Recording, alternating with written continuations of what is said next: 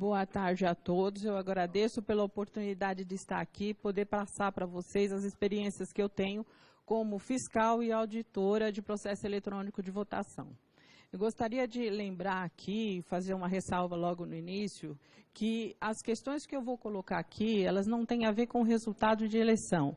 Eu estou combatendo o processo eletrônico de votação brasileiro, que, na minha opinião, e pelos trabalhos que eu já fiz, auditorias que eu já realizei, ele se mostrou arcaico, muito caro, impossível de ser fiscalizado, extremamente concentrado na mão de um único poder. Para vocês terem uma ideia, eu sou advogada. Quando eu estou atuando na Justiça Eleitoral, eu tenho contra mim os peritos, que é a Secretaria de Informática, que são peritos réus, porque eu estou combatendo, eu estou contundentemente dizendo que existem fraudes, existem possibilidades de fraude ou vulnerabilidades no processo eletrônico. Então, o perito, ele, na condição de Secretaria de Informática, ele é um perito réu. E os senhores ministros, suas excelências, eles são os julgadores réus. Então, aqui eu vou passar para vocês uma experiência que eu tive, que foi em 2012. Eu fui fazer uma fiscalização na cidade de Londrina, no município, onde eu analisei o código, a geração de mídia. Eu estou num ponto de geração de mídia que foi onde o Zé Melo começou aqui. Eu pedi os logs de geração de mídia e o que eu encontrei lá? Eu encontrei um programa rodando sem assinatura. O meu antecessor, ele disse que todos os programas que rodam na urna são assinados. Não, esse não foi assinado. Esse programa, ele rodou de uma forma não oficial. Então, vamos lá. A pessoa começou a tentar rodar o programa dia 27/8/2012, nesse horário. E ele deixou logar, ele registrou isso num arquivo do sistema. Aí eu peguei esse arquivo e fui avaliar. Ele começou a rodar e o que acontecia? A informação que vinha era que ele não era o oficial, ele não era um programa oficial, ele era um programa não oficial, um programa que tinha um nome de programa oficial, mas não era oficial. Se eu quisesse fraudar uma eleição, se eu quisesse colocar lá dentro um programa, eu não colocaria o nome, por exemplo, fraude eleição CPP, ou Maria Aparecida Cortis CPP, ou altere o resultado da eleição CPP. Eu colocaria o nome de um programa que já existia, e foi isso que aconteceu. Mas o sistema, ele rejeitava esse programa. Ele dizia, o GEDAI, ó, pode ver aqui, ó, alerta, versão incompatível do Hotspot Flash. Ele dizia, não, essa versão não é compatível. Isso aqui, para vocês terem uma ideia, foi em 27/8.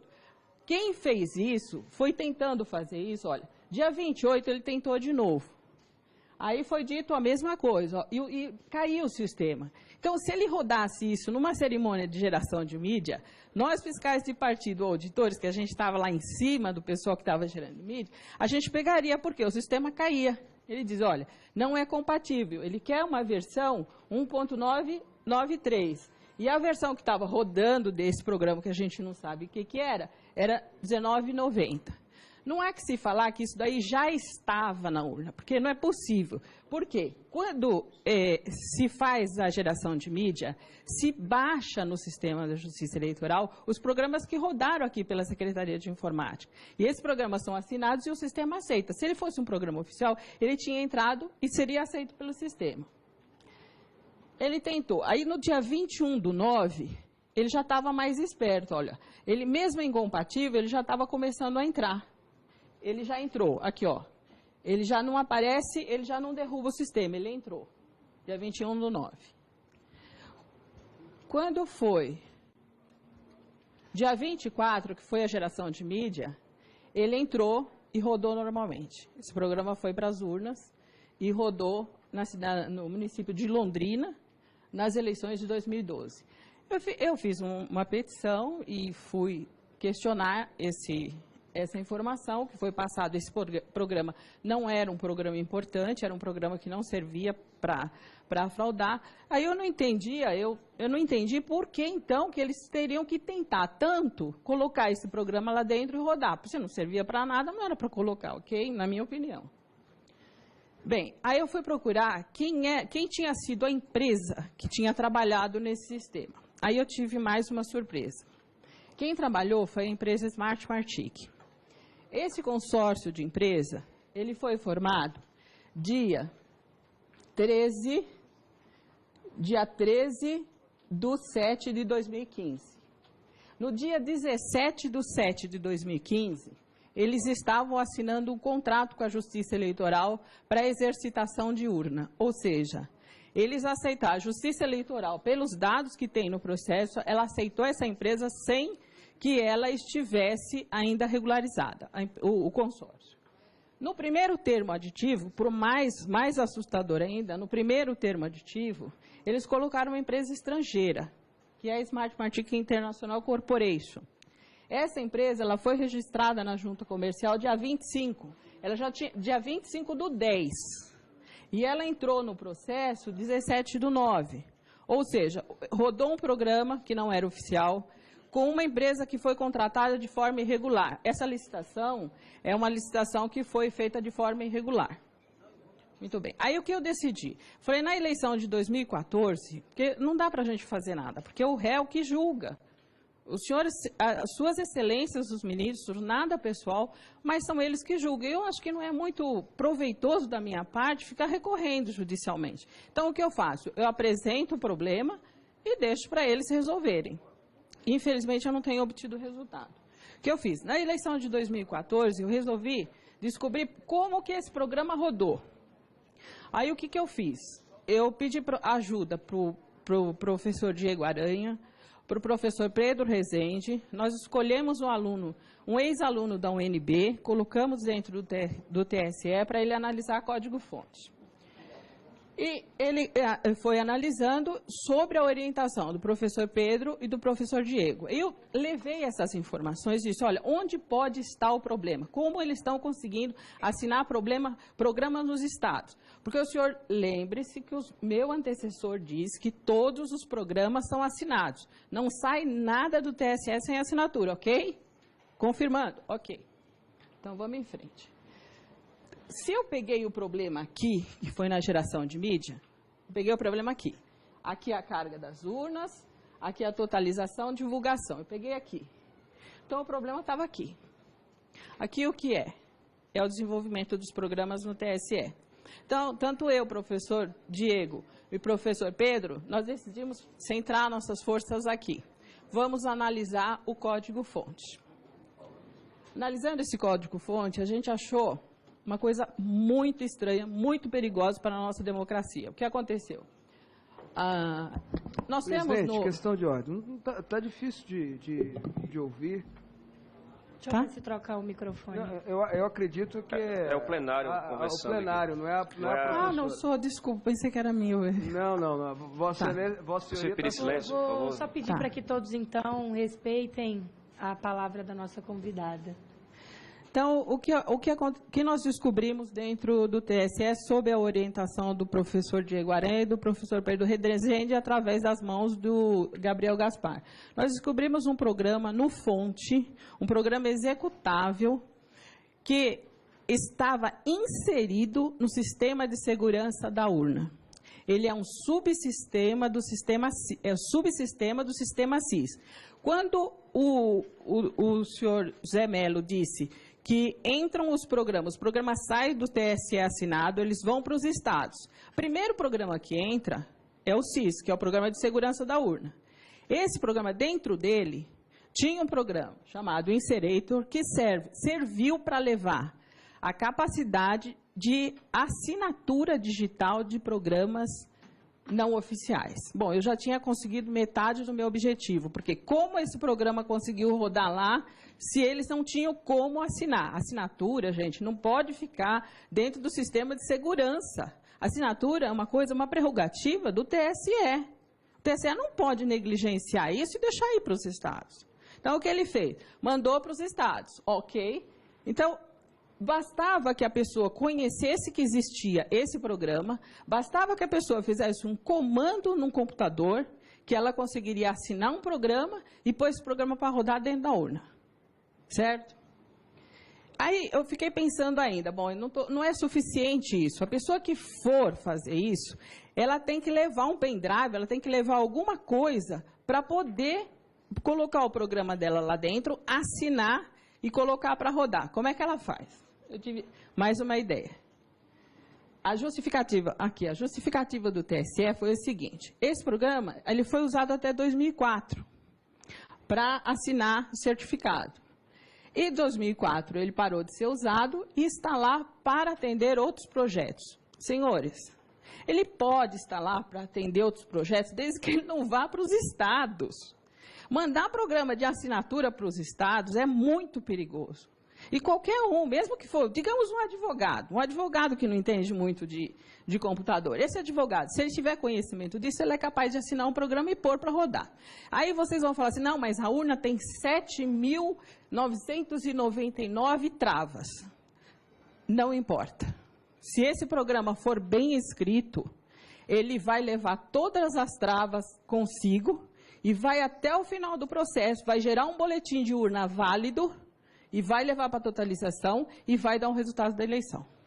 Então, não adianta se fazer perícia, auditoria, o que for em urna ou processo de totalização, se não se entrar no mérito do programa que está sendo mandado para os estados. Como está sendo desenvolvido, como ele está sendo escrito, qual é a capacidade dele de que tem uma pessoa nos estados de mudar o resultado da eleição. Bem, então vamos lá. Aqui mais uma informação. O programa, a informação que a Secretaria de Informática deu é que esse programa, ele estava na sala e não estava sendo usado. Ele não estava na sala, ele estava no código-fonte. Ele é um código-fonte de um programa executável e que pode fazer uma assinatura digital e colocar um programa lá dentro e mudar o resultado da eleição. Ele não está na tabela de hash. Então, aqui eu discordo do meu antecessor, porque nem todos os programas que estão dentro da urna estão assinados, porque esse não está na tabela de hash, ele não tem assinatura. Por quê? Eu protocolei uma petição dizendo que ele estava lá e eu não encontrei a tabela de hash dele. Muito bem. Não se trata de uma biblioteca, ele é um programa executável. E não se trata de leitores de binários, por quê? Nós fizemos uma pergunta, eles insinuaram uma resposta, o Gabriel Gaspar foi lá por orientação do professor Diego e a gente viu que ele não tem nada, ele é um programa solto. Um programa que não tem conexão com outros programas. Bom, aí eu vou falar. Aí eu fiquei em dúvida. Como eles conseguiriam colocar esse programa dentro da urna sem que eles levassem um pendrive ou que o fiscal tivesse lá prestando atenção de que aquele programa estava sendo inserido de forma clandestina? Eu pedi para fazer um teste no sistema com computadores conectados à internet e computadores não conectados à internet.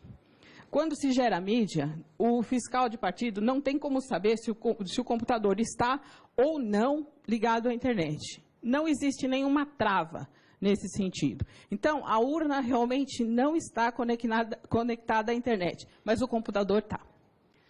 Por quê? O que a gente detectou aqui foi, não existe nenhuma trava, o programa roda normalmente, é feito. Então, como a pessoa faria para ela inserir esse programa que ele próprio vai assinar? Ele deixa o computador conectado à internet, assina um programa que ele quer que rode, que dê um comando para ele até o final e vai limpando a área até produzir um boletim de urna válido, e baixa o programa da internet e pronto. Não tem problema nenhum nisso. Então, eu descobri o que, na minha opinião, aconteceu em Londrina. O programa rodou, com uma assinatura oficial. Como que ele foi colocado lá dentro? Só deixar o computador conectado à internet, mais nada. Nós fizemos uma petição, mandamos essas informações, e como eu disse, eu acho que não é muito produtivo para nós, advogados que militamos nessa área, para a gente ficar recorrendo. Por quê? O perito é réu. E os julgadores são réus também. Então, não adianta, eu nunca vou ganhar. Sempre eles vão ter uma solução, seja ela qual for, que vai ser contrária à minha demonstração, porque isso é prova, o programa rodou. Tem um programa lá dentro que dá para assinar. E essa justiça eleitoral que eles falam, senhores, dizer que está tudo certinho, tem transparência, Eles não me deram o endereço. Eu não conheço isso, porque eu já dou desde 2002 que eu venho até o TSE tentando fazer auditoria, tentando conhecer esse processo, tentando deixar a coisa um pouco mais fácil nos estados. Eu não consegui. Então, deve existir 2 TSEs, que não esse que eu conheço.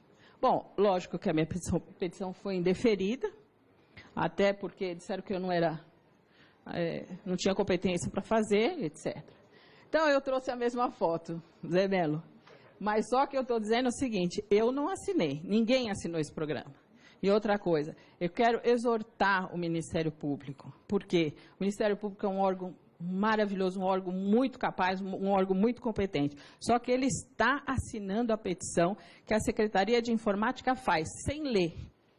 Eles não leem, eles assinaram o programa, a OAB também assinou e não leram. Quem fez a petição foi a Secretaria de Informática, que é responsável por tudo isso.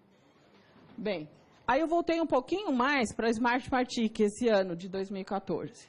A Smart Martic, a empresa, a Corporation, é uma empresa internacional, não tem autorização para funcionar no Brasil, não tem CNPJ, e é uma empresa que não poderia estar prestando serviço para a Justiça Eleitoral. Mas qual não foi mais... Ela tem problemas em vários países que ela entra kamikaze. Esse ano ela tentou fabricar urna, licitação 53. Ela entrou kamikaze com um monte de documento que, assim, a gente teria que analisar de uma forma mais fria, mais coerentemente para poder aceitar, mas mesmo a Justiça Eleitoral não aceitou. E aqui, qual foi a minha surpresa? A Justiça Eleitoral, no julgamento de uma petição que foi feita para que se fizesse auditoria no processo eletrônico de votação, ela deu a seguinte jurisprudência para nós, advogados. Os sistemas e programas utilizados nas urnas de propriedade da Justiça Eleitoral não podem ter seu acesso franqueado a pessoas físicas ou jurídicas estrangeiras ou vinculado a países ou entidades internacionais. Tal providência implicaria ofensa à soberania nacional, um dos fundamentos da República Federativa do Brasil. Isso serve, senhores, para auditoria, só que não serve para a empresa que foi credenciada em 2012 e a outra empresa, e a mesma empresa que, em 2014, também teve manuseio de carga, de urna e trabalhou para a Justiça Eleitoral, embora não centralizado no TSE, mas de forma individual nos estados. Então, é isso que eu tinha que passar para vocês, foi a experiência que eu tive na minha luta para mudar o processo eleitoral, porque o que a gente quer não é nada pessoal, não tem nada contra a Justiça Eleitoral, mas nós queremos um processo transparente, um processo fácil de ser auditado, um processo que não seja caro para os partidos, porque hoje um partido, para colocar uma pessoa para analisar código-fonte dentro do TSE, ele vai gastar muito, porque precisa no mínimo de 35 pessoas. E esse 180 dias, vocês não pensem que vocês vão ficar sabendo de tudo o que acontece, não, porque ele é feito num outro lugar e passado para a gente só quando os programas estão prontos. E existem programas que ficam prontos no dia que eles são lacrados. Muito obrigada. Agradeço. Concedo a palavra ao secretário de Tecnologia da Informação do TSE, senhor Giuseppe Janino, pelo prazo de 20 minutos.